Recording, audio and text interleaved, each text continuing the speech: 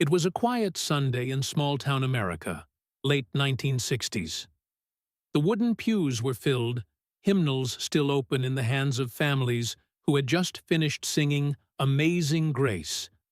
The smell of old varnish and dust lingered in the air, sunlight cutting through stained glass in thin, trembling beams. Then the pastor rose. His fist struck the pulpit. His voice thundered like judgment itself. That young man named Elvis is leading souls straight to hell. His hips are sin. His songs are the devil's music wrapped in rhythm. Gasps swept through the congregation.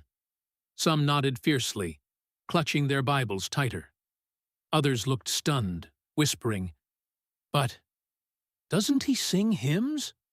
A few faces, young and old, carried the uneasy ache of doubt. In the back row, a local reporter scribbled furiously, realizing he had just witnessed the spark of a firestorm. What began in that cramped chapel would soon burst beyond the town's borders, spreading into headlines, protests, and a national debate that would put the very soul of Elvis Presley on trial. Let us know where you're watching from, and we hope you enjoy the story. The summer heat in the South seemed heavier that year, though it wasn't the weather that made the air suffocating. It was words. Words spoken from the pulpit of a small-town church in Mississippi, then printed in black ink across a local newspaper's front page. Elvis Presley, tool of the devil. The pastor had stood before his congregation with a voice like a whip, condemning not just the gyrating hips or the screaming crowds, but the very soul of a young man who only a few years earlier had been singing hymns with his mother in a humble chapel. He corrupts the youth, drags them into sin, leads their eyes and hearts away from God, the pastor thundered. The people in the pews murmured, nodded, some shouted, "Amen!" The words were fire, and soon enough, the fire spread. By the following week, the headline wasn't confined to that single town. It had been picked up by papers in Jackson, Memphis, Nashville, then New York, Chicago. Across the Midwest and down the coasts, the accusation grew louder, more pointed. Each retelling sharpened the edges of the story until it no longer resembled a sermon but a nationwide verdict. Elvis Presley was an agent of evil. The impact was swift. Outside theaters where his films played, groups of protesters gathered, waving cardboard signs that screamed, "Stop Sin" and "Ban Elvis." In some cities, entire congregations organized to picket, parents dragging children by the arm as if merely stepping into the cinema lobby would taint them forever. The sound of chants echoed against the marquee lights. "Send him back to hell!" Then came the bonfires. In Nashville, a circle of pastors piled his vinyl records in a wooden crate, doused them with gasoline, and set them alight. The smoke rose black and thick into the night sky, carrying with it the faint scent of burning plastic. Onlookers stood in rows, shouting prayers and curses as the flames consumed the music that had electrified jukeboxes only months earlier. Teenagers who had bought those same records with their allowance stood in the distance, some crying, some clenching fists, unsure whether they were watching a revival or a witch trial. The irony cut deep. For Elvis, faith had never been a performance. He had grown up in poverty, yes, but he had also grown up in pews, singing gospel harmonies until the church walls shook. Every tour, every stage show, even the raucous ones where fans clawed at his shirt and screamed until they fainted, he always reserved a place for the sacred. Between hits, he would kneel and pour out a hymn. It wasn't spectacle. It was memory. It was conviction. And yet, the louder he sang, the louder the condemnation grew. In 1967, when the accusations reached their cruelest crescendo, Elvis did something no one expected. While the church leaders shouted about corruption, He walked into a recording studio and chose to record How Great Thou Art. Not a hit single designed for teenagers. Not a soundtrack piece for another Hollywood film. A hymn.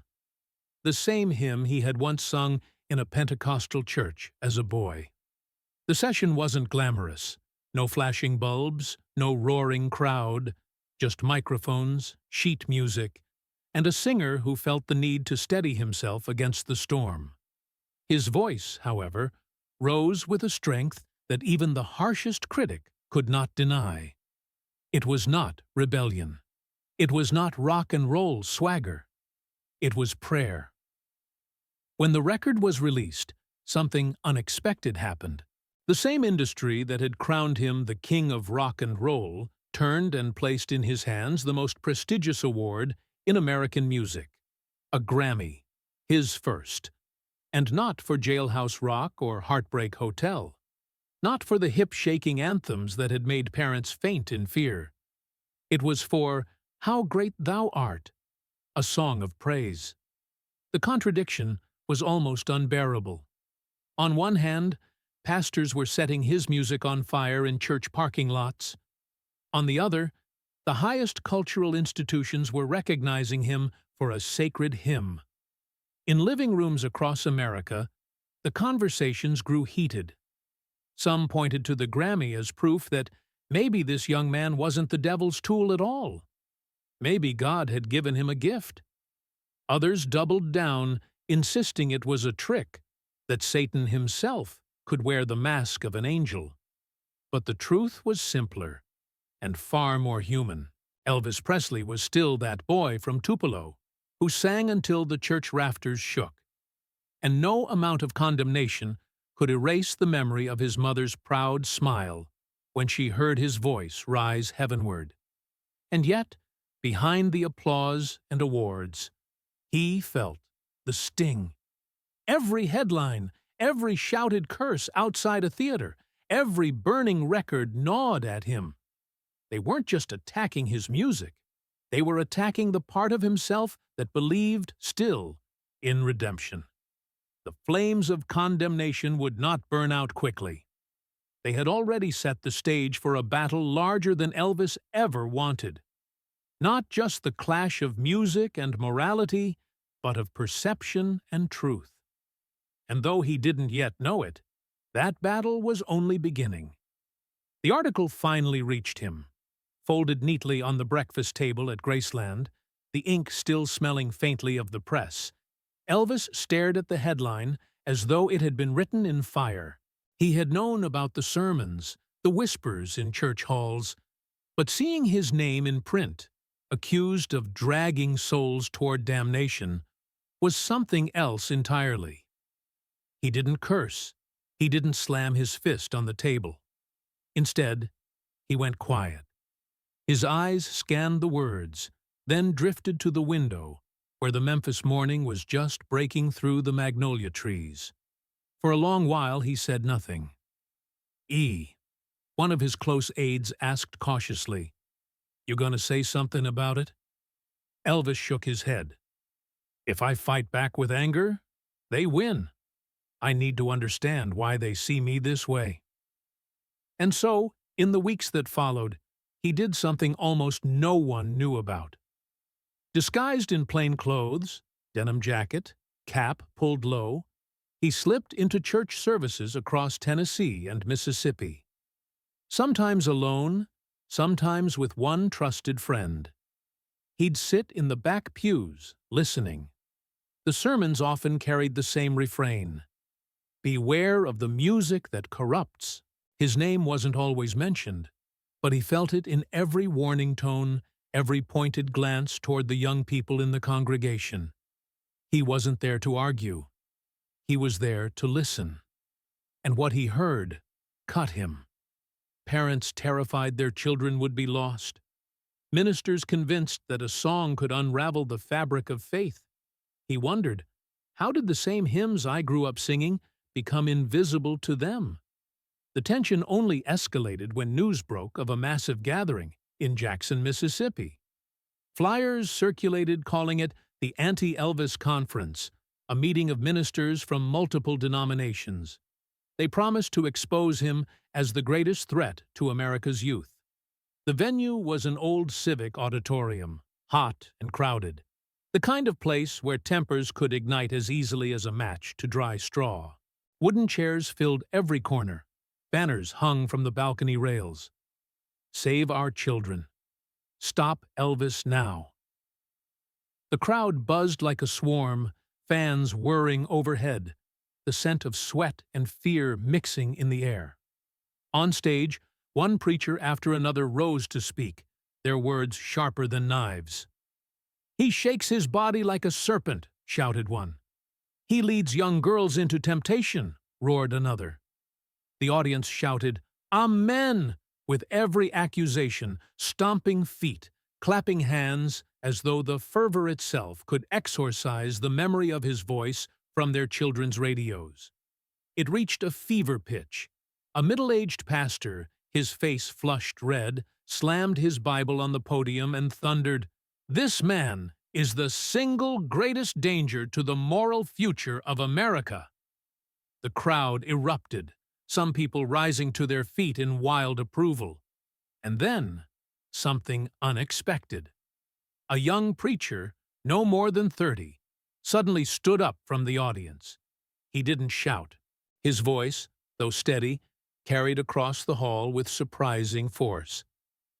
"You are wrong," he said. The room froze. Heads turned sharply, murmurs rippling like a sudden gust of wind. The young man continued, "I went to his concert.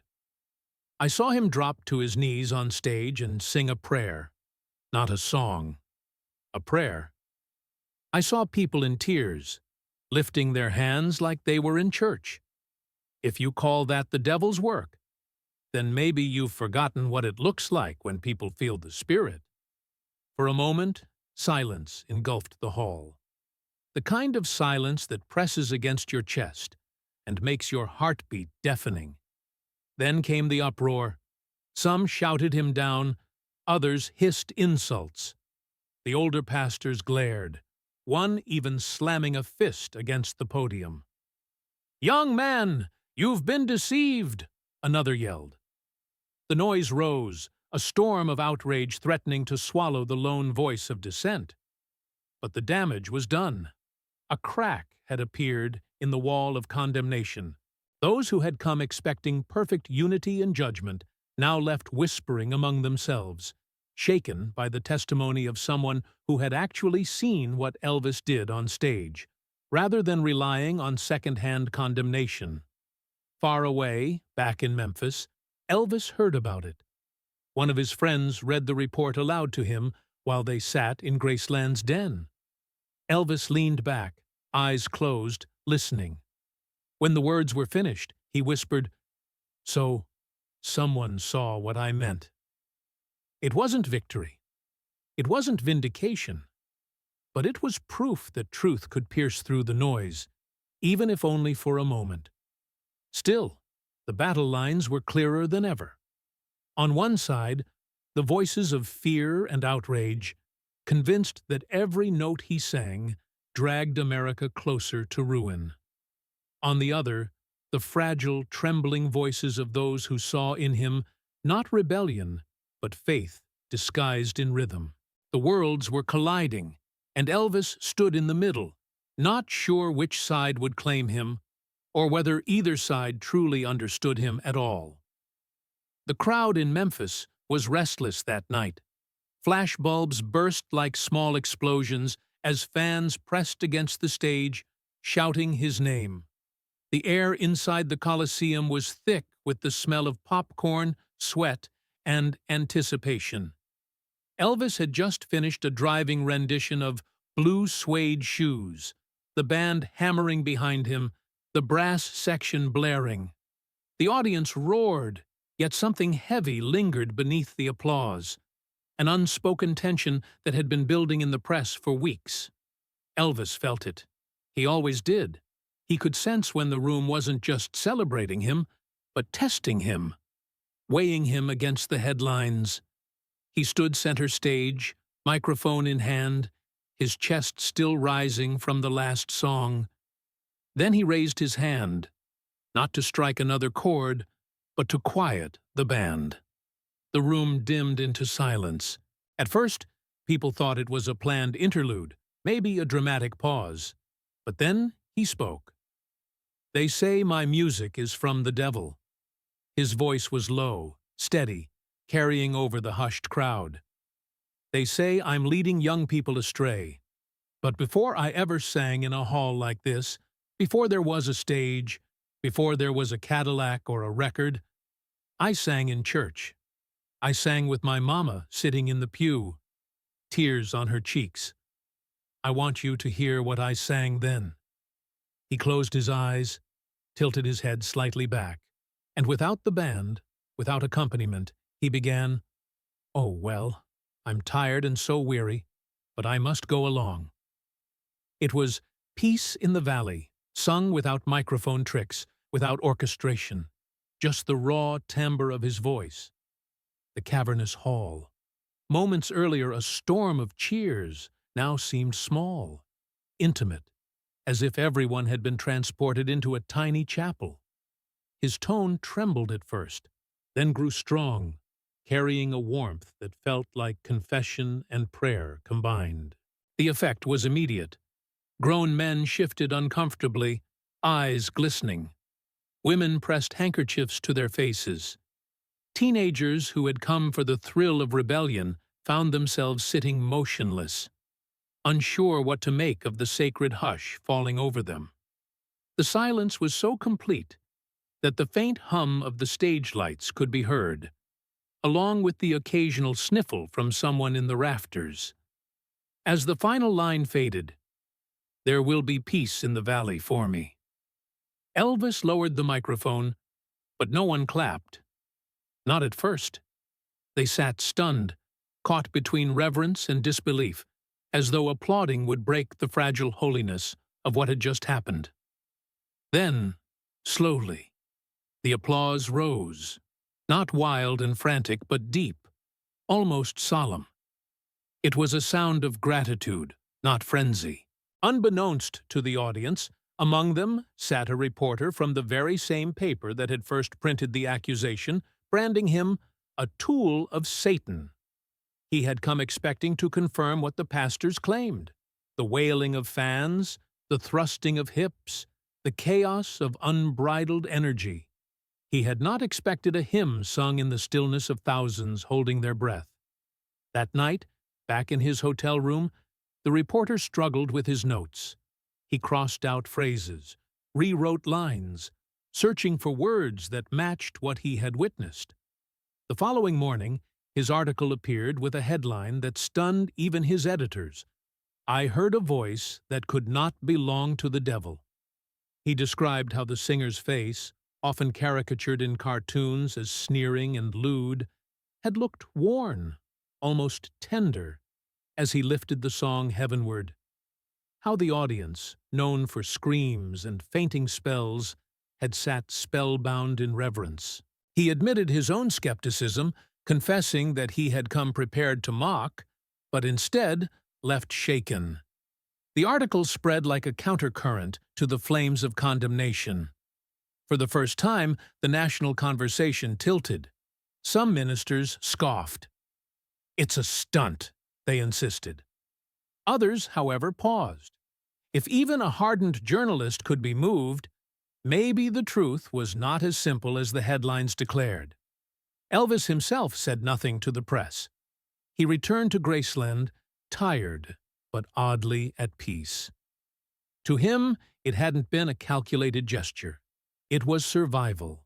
It was the only way he knew how to answer the accusations, through the same music that had formed him before fame had twisted it into scandal. The irony did not escape him. The very voice accused of corruption had, in one night, turned an arena into a sanctuary. And in that fragile moment of stillness, something undeniable had broken through.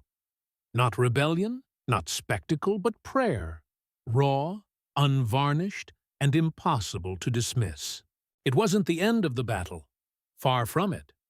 But for the first time since the fires of vinyl had lit up southern nights, Elvis had answered. And his answer was not rage, not debate, not defense.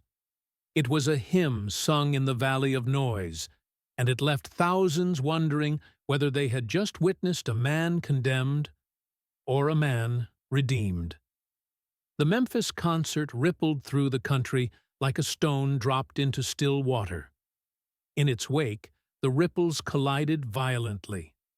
Letters poured into radio stations and newspapers. Some were furious. How dare he mock the church with theatrics? Others, unexpectedly, were moved. If this is rebellion, then it's the kind that makes men weep. The divide was clear.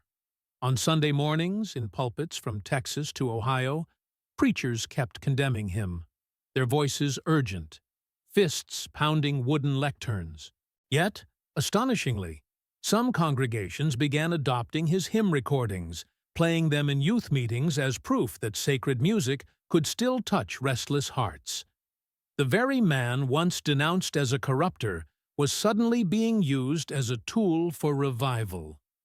The contradiction was dizzying. Elvis read the clippings with a furrowed brow. He didn't know whether to laugh, to cry, or to throw them all in the fire. One moment he was called a wolf, the next a shepherd. Both judgments missed the truth he felt inside.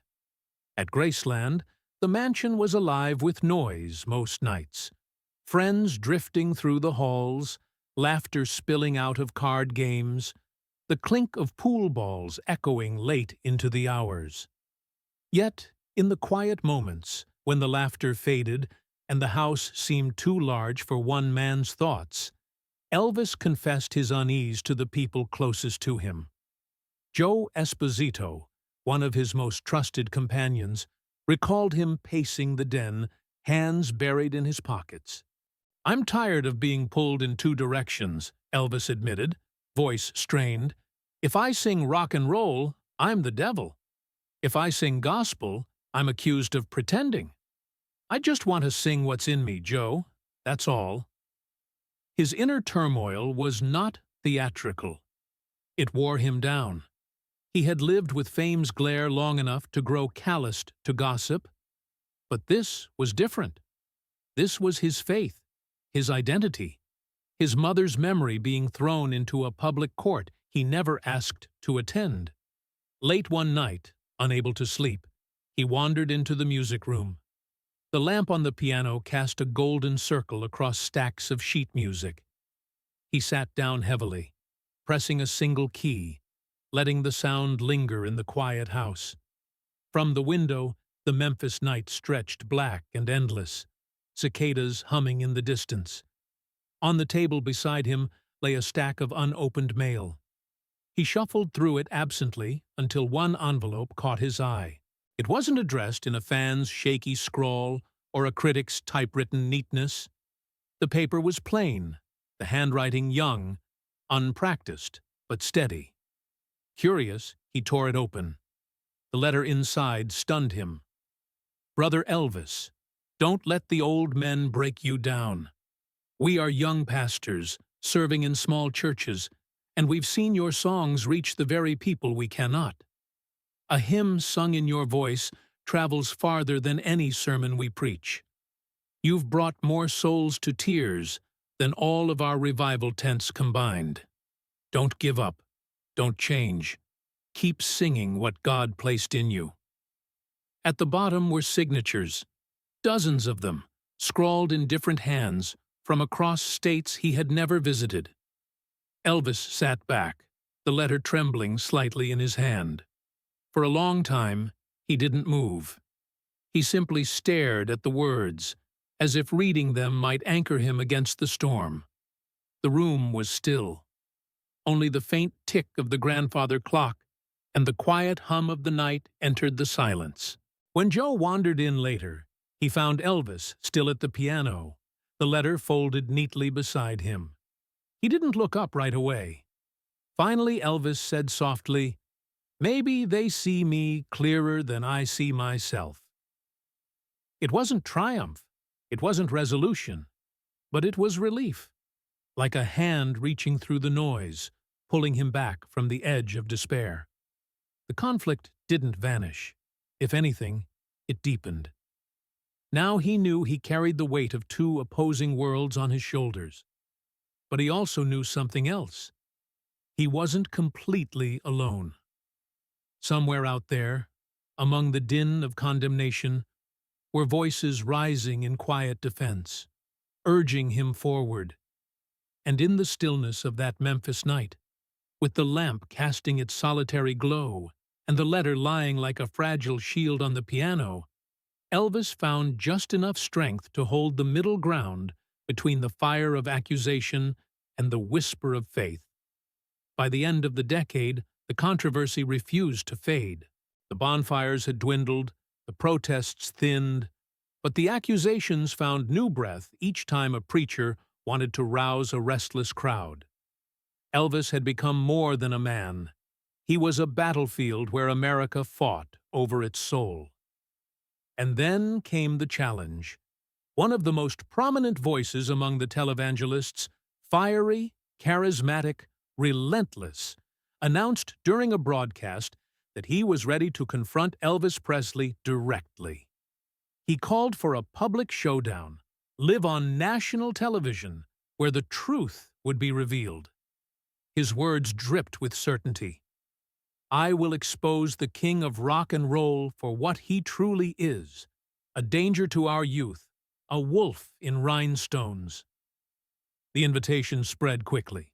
Newspapers ran it as front-page news, tabloids turned it into spectacle, and television producers sensed the ratings gold. For weeks, speculation swirled. Would Elvis ignore the provocation? Would he decline and be branded a coward?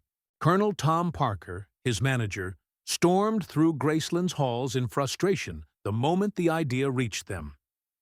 "Under no circumstance," he barked, his cigar trembling between his fingers. "Are you going on that show? It's a trap. They want to crucify you on live television. Don't give them the satisfaction." Elvis listened quietly, letting Parker rant. The room was filled with smoke, the heavy drapes drawn against the Memphis sun. Finally, Elvis leaned forward, his voice calm but resolute. "Colonel, all my life I've been told what I am and what I'm not. If they want to hear what's really in my heart, I'm not afraid to show it. I'll go." Parker threw up his hands in exasperation. "You're walking straight into their fire, boy."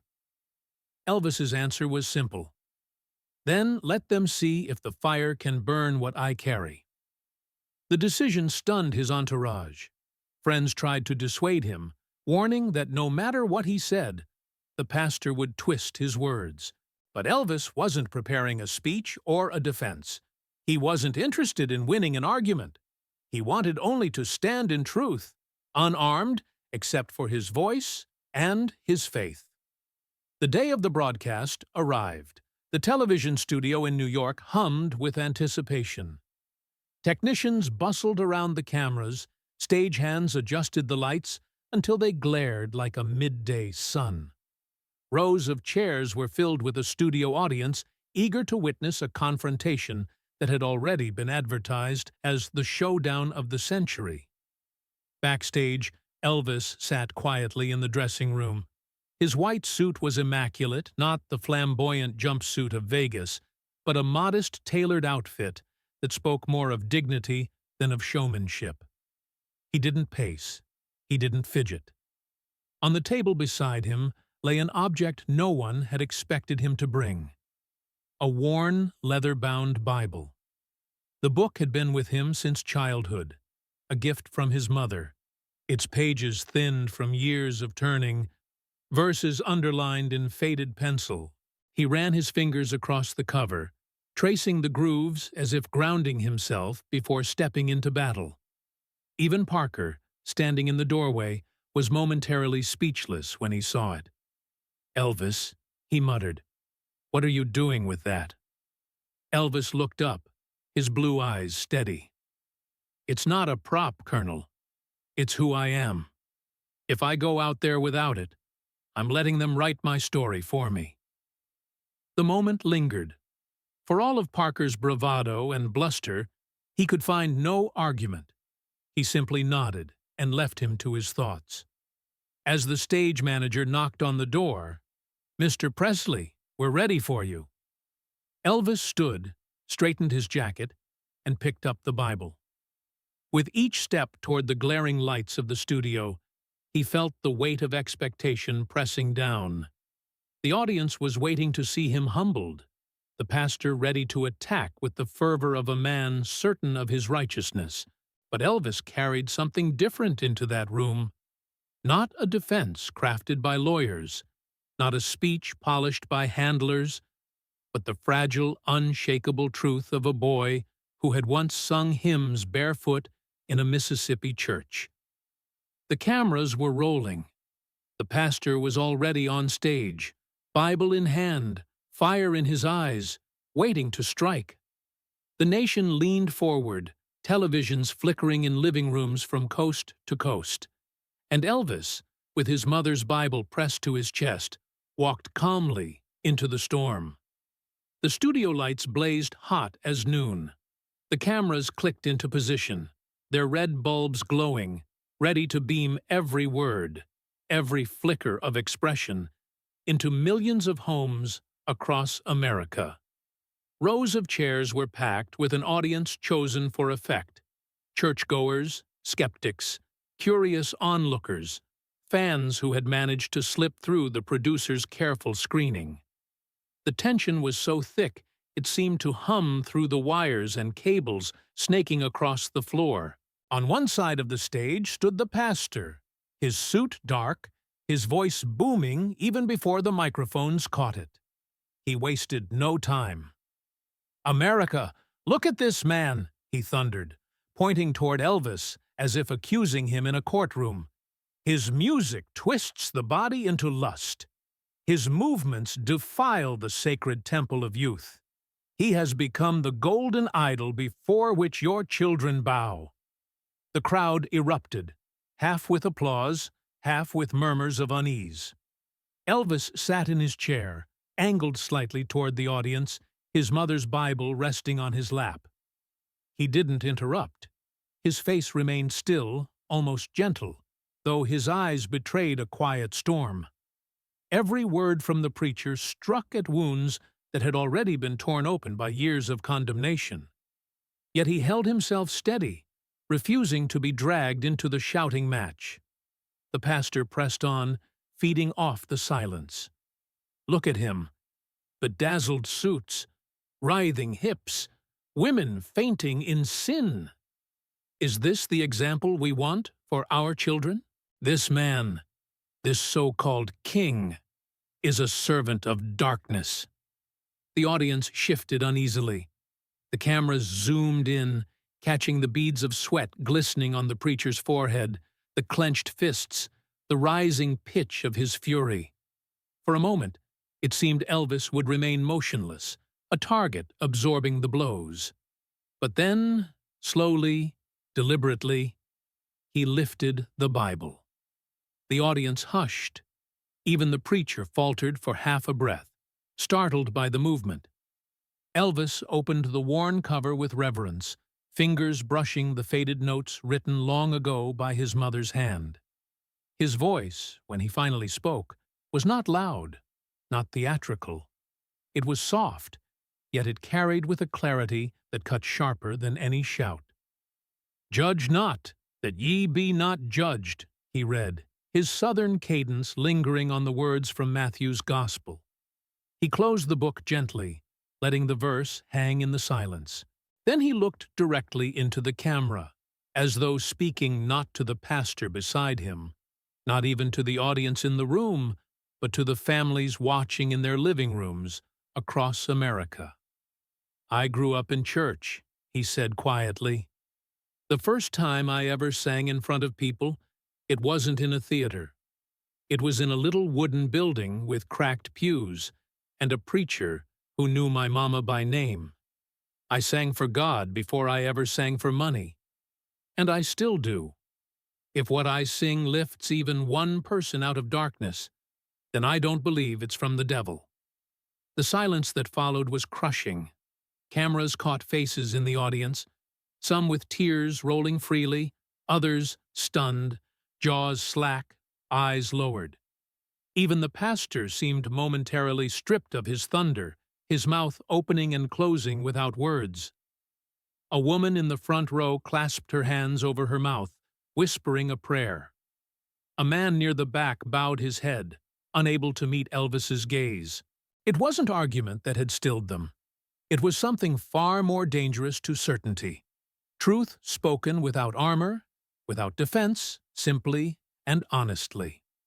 The pastor, regaining his footing, tried to fire back, but the fervor in his voice rang hollow against the calm weight of Elvis's words. "The devil quotes scripture too," he snapped. But the damage had been done. The balance of power in the room had shifted. For the first time, the man accused of corruption looked not like a performer under attack, but like a witness giving testimony. The show's host, sensing the tension, hesitated before moving on, his polished smile unable to mask the unease. The program continued, but the energy never returned to the fevered pitch of accusation. Elvis answered sparingly, never raising his voice, each response weaving back to faith, to music, to the simple belief that what came from the heart could not be evil. When the cameras finally cut, and the audience spilled out into the New York night, the air outside was electric. People argued on sidewalks, reporters scribbled furiously in notebooks, and phones in newsroom offices began to ring. Across the country, viewers sat stunned in their living rooms, trying to reconcile the image they had just seen with the caricature they had been sold for years. Inside the quiet dressing room, Elvis set the Bible back on the table. His hands trembled slightly now that the weight of the moment had passed. One of his aides whispered, "You didn't fight him. You didn't have to." Elvis gave a weary smile.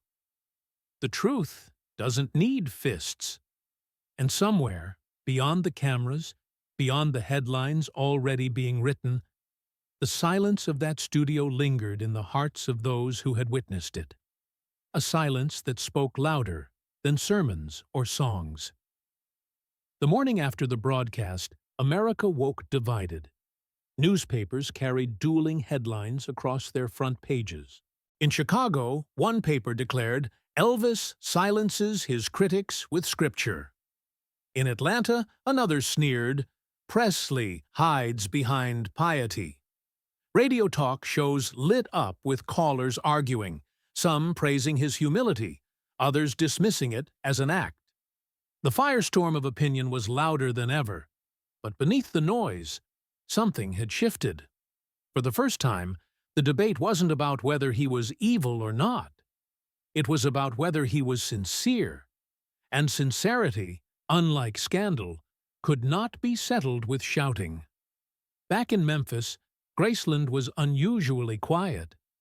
The staff moved about softly, as though the house itself needed rest after carrying the weight of the storm.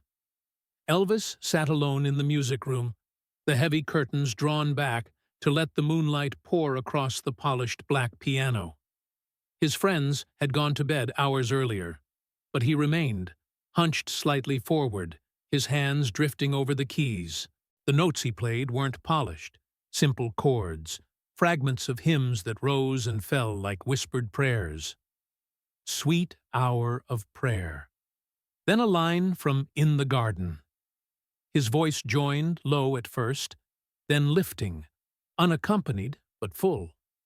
There was no audience, no applause, just the faint rustle of leaves outside and the occasional bark of a dog in the distance.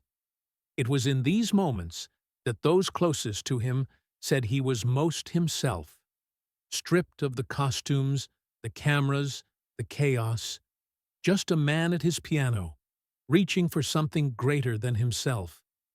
A few weeks passed, the frenzy cooling into a steady hum of debate. Then came the unexpected visitor. One humid evening, a black sedan pulled discreetly into the long driveway at Graceland.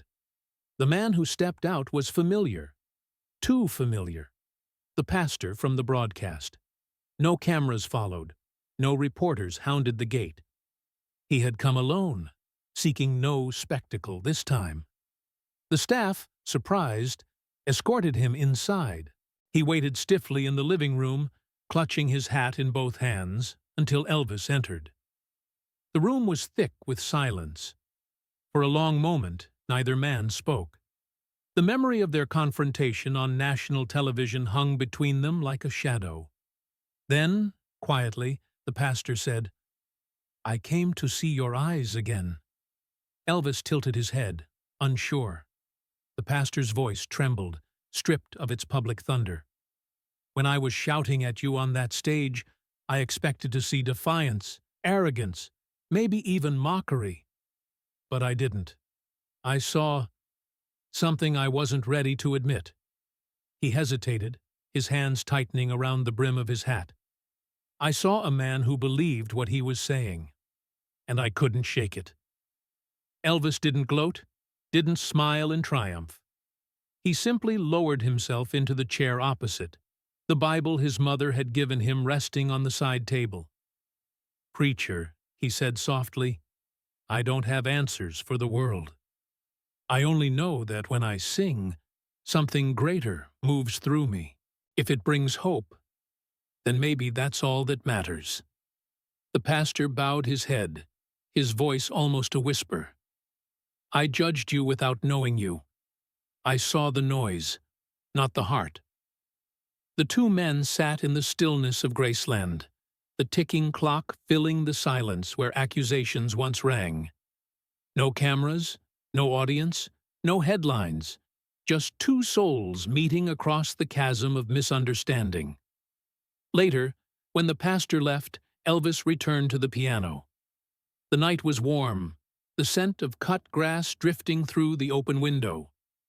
He touched the keys again, this time choosing "How Great Thou Art," the very hymn that had won him a Grammy years earlier, long before anyone had thought to call him a devil or a saint. His voice carried through the empty house, rich and unguarded, echoing into the quiet Memphis night. He wasn't singing to prove anything, not to an audience, not even to the men who condemned or defended him. He was singing for himself, and perhaps for the mother who had once pressed that Bible into his hands and told him never to forget where he came from. When the last note faded, the house settled back into silence. Elvis sat still for a moment longer, his hand resting lightly on the keys, his face illuminated by the moonlight streaming through the tall windows.